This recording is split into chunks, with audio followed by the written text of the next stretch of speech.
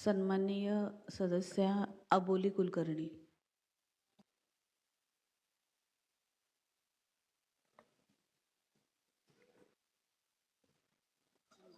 सन्माननीय महापौर, सन्माननीय अतिरिक्त आयुक्त साहेब, सन्माननीय सर्व सभागृहातील सदस्य, तसेच पत्रकार बंधू भगिनी आणि प्रेक्षकगृहातील प्रेक्षक. नवी मुंबई महानगरपालिका अर्थसंकल्प 2026 आणि 27 वर बोलत असताना शहराची भौगोलिक रचना लक्षात घेतली पाहिजे, कारण शहराची सिडको विकसित विभाग व गावठाण आणि झोपडपट्टी अशा 3 विभागात विभागणी झालेली आहे. आणि तसेच आता यामध्ये 14 गावांची देखील भर पडलेली आहे. तर नवी मुंबई महानगरपालिका कार्यक्षेत्रामध्ये ठाणे बेलापूर रोडच्या एका बाजूला विकसित भाग आणि ठाणे बेलापूर रोडच्या दुसऱ्या बाजूला MIDCच्या बाजूला दिघा ते नेरोळपर्यंत, म्हणजे दिघ्यापासून आपल्या शिवाजीनगरपर्यंत विकासापासून वंचित असलेला परिसर येतो. विकासाचा बॅकलॉग राहिलेल्या MIDC परिसरातील विभागावर लक्ष केंद्रित करणे आवश्यक आहे. अविकसित परिसराचा विकास करण्याची विशेष तरतूद करण्याची गरज आहे. तसेच MIDCतील क्षेत्रातील झोपडपट्टी मूळ गावठाणांच्या विकासासाठी काही योजनांचा अर्थसंकल्पात समावेश करावा. तो की सर्व झोपडपट्टी म्हणजे जो दिघ्यापासून जी शिवाजीनगरपर्यंतची पूर्ण झोपडपट्टी आहे, तेथे 10वी 12वी पदवीपर्यंत व स्पर्धा परीक्षांची जे कोणी तयारी करतात त्या विद्यार्थ्यांसाठी अभ्यासिका सुरू करण्यात यावी.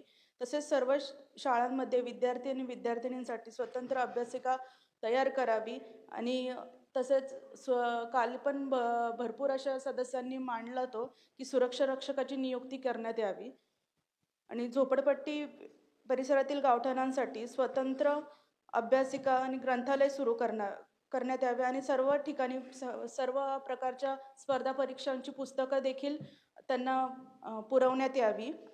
महानगरपालिकेच्या प्रत्येक शाळेत स्वतंत्र कम्प्युटर लॅब आणि शिक्षकांची नियुक्ती करावी अशी अर्थसंकल्पात तरतूद करण्यात यावी. तसेच महानगरपालिकेच्या शाळांमध्ये स्वतंत्र क्रीडा शिक्षकाची देखील नियुक्ती करण्यात यावी. आणि अत्याधुनिक विज्ञान प्रयोगशाळा आणि त्या शाळा सहाय्यकांची नियुक्ती करण्यात यावी. तसेच महानगरपालिकेने जुईनगर, कोपरखैरणे, ऐरोली येथे लग्नासाठी सभागृह उभारले आहेत, परंतु झोपडपट्टीमधील नागरिकांसाठी लग्न सोहळ्यासाठी सभागृह नाहीत. तर त्यांना त्या जुईनगर, कोपरखैरणे, ऐरोली किंवा सानपाडे या ठिकाणी जावं लागतं. तर यामुळे ठाणे बेलापूर रोडच्या MIDC परिसरातील नागरिकांसाठी लग्न समारंभासाठी हॉल उभारण्यात यावा. तसेच तुर्बे या ठिकाणी जे डम्पिंग ग्राउंड आहे तिथे बंद करणे व तिथे कोपरखैरणे सारखा जो निसर्ग उद्यानाप्रमाणे भव्य उद्यान विकसित करणे आणि डम्पिंग ग्राउंडसाठी नवीन जागा शोधण्याची तरतूद करावी.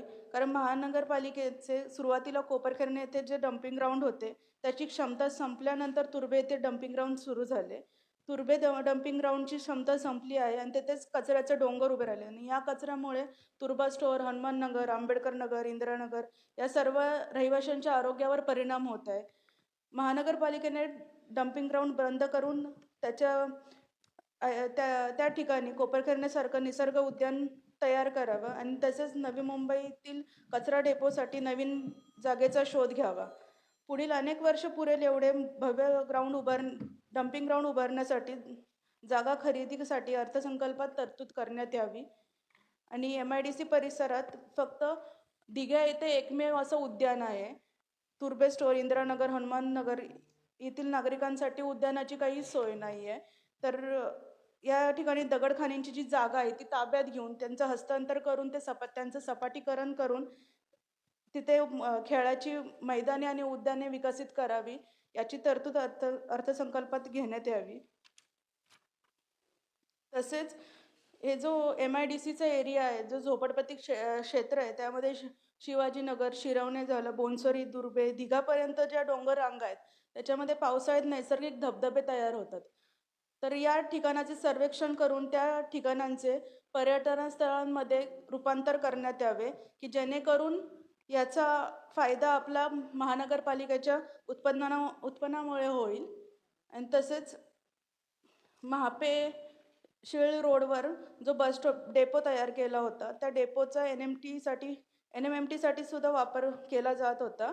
तर हा डेपो हस्तांतर करून त्याचा विकास करण्यासाठी अर्थसंकल्पात तरतूद करावी.